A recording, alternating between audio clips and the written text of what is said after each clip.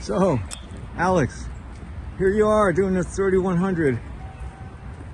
Kind of a dream of yours. Tell us the history of how you got here and why, and what's happening and how you're experiencing it for the first time. The dream started 10 years ago for me. It happened very magically during a transcontinental run from California to Washington, D.C. Wow.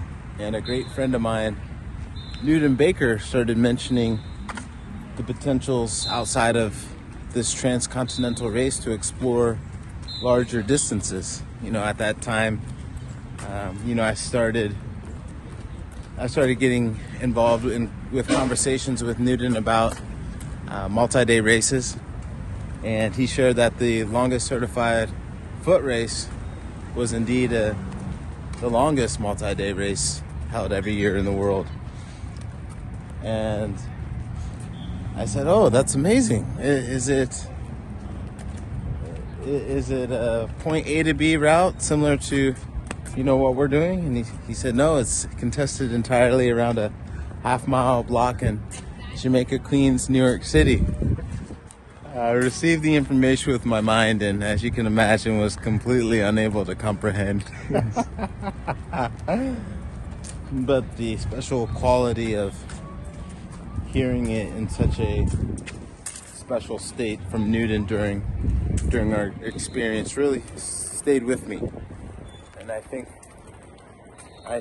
my soul kind of remembered something special that it was intended to carry out in this lifetime. And over the years, the inspiration to participate in the Self-Transcendence 3100-mile race continued to grow and grow and grow. And the inspiration never left. Wow.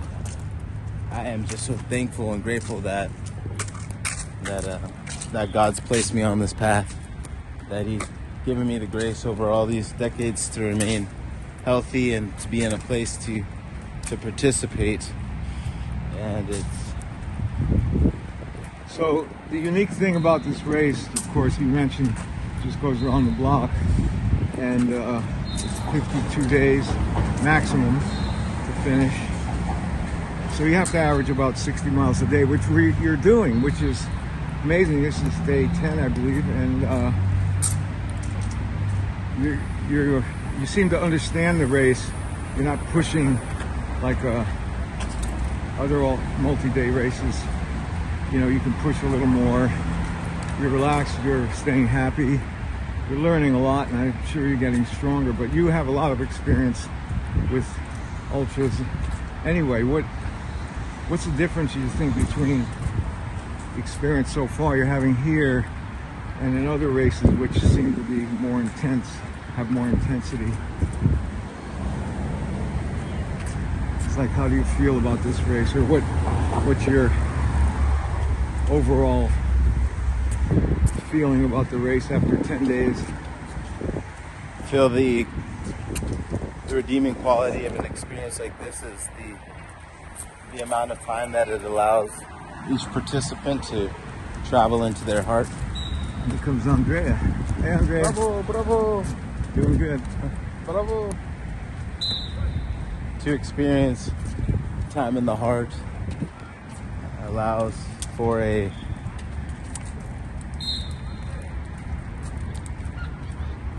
more real-time experience with pace, a soulful pace that comes through the body, that kind of dictates without any type of interpretation of the mind.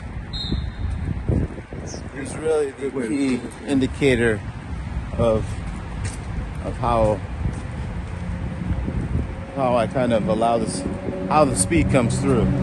So really, it kind of came to me really on this portion maybe a couple of days ago. I said, how can I tell what pace is best? And I heard in my heart, it's easy. I said, oh, it's so easy. Okay, I'll trust my heart. Well, how will I know? Easy.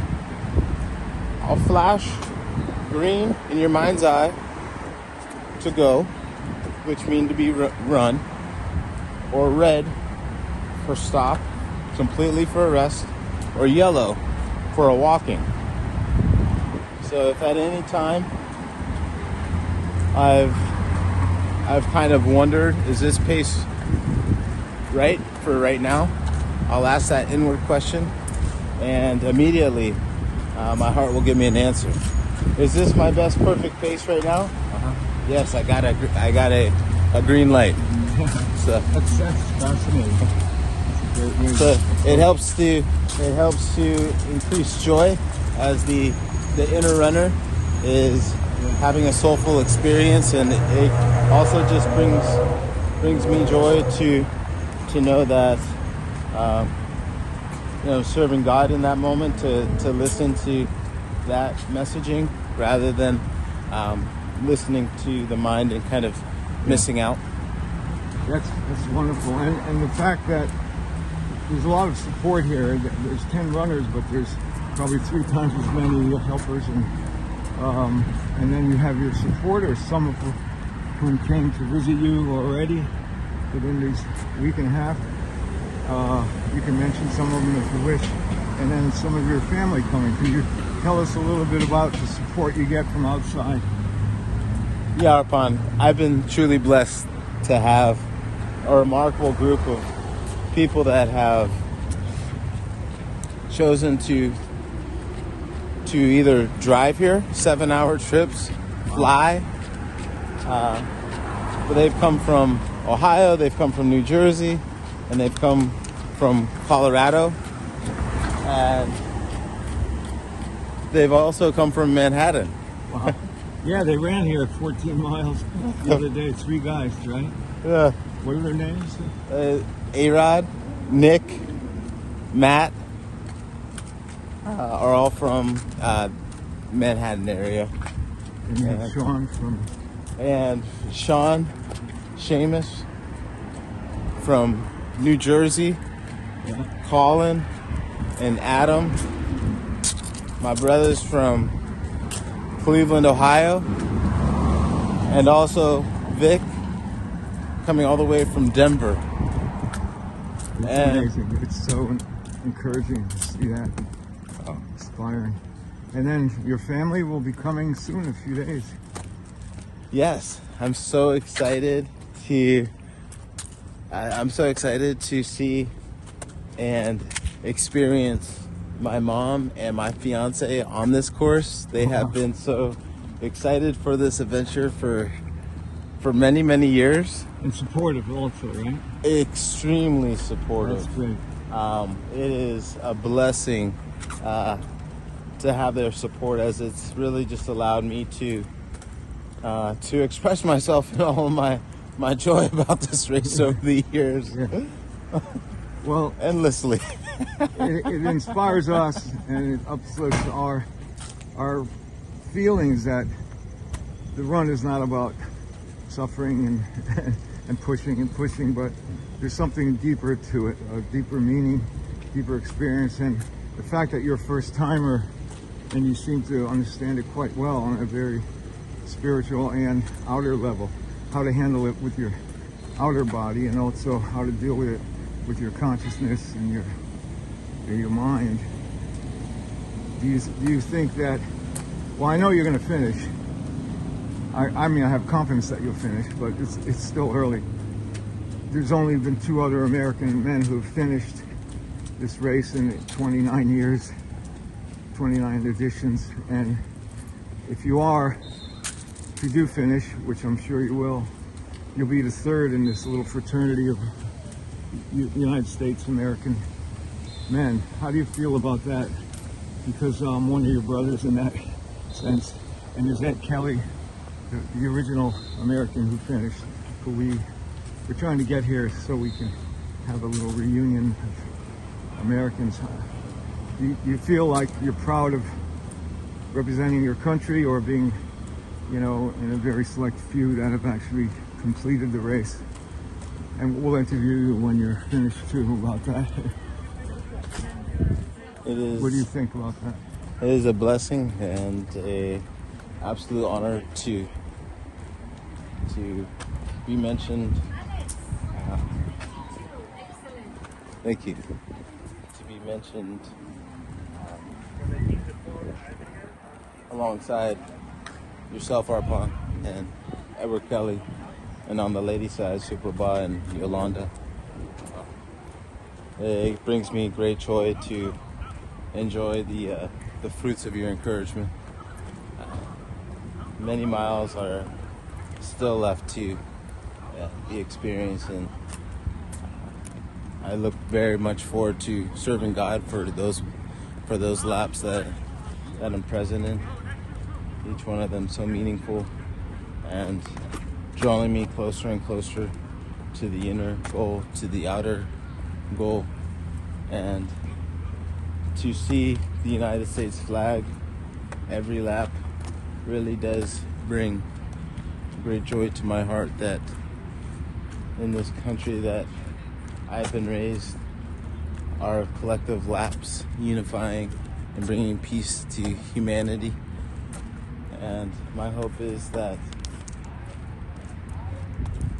this peace and joy that's experienced here on the races is felt.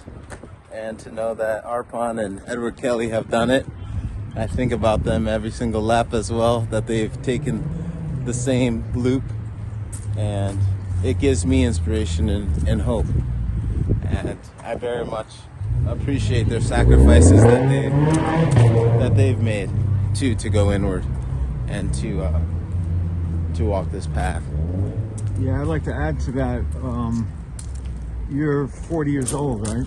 40. So yes. for us, the people that you mentioned who've done this, we're all, I think, a little too old to deal with the difficulty of this race.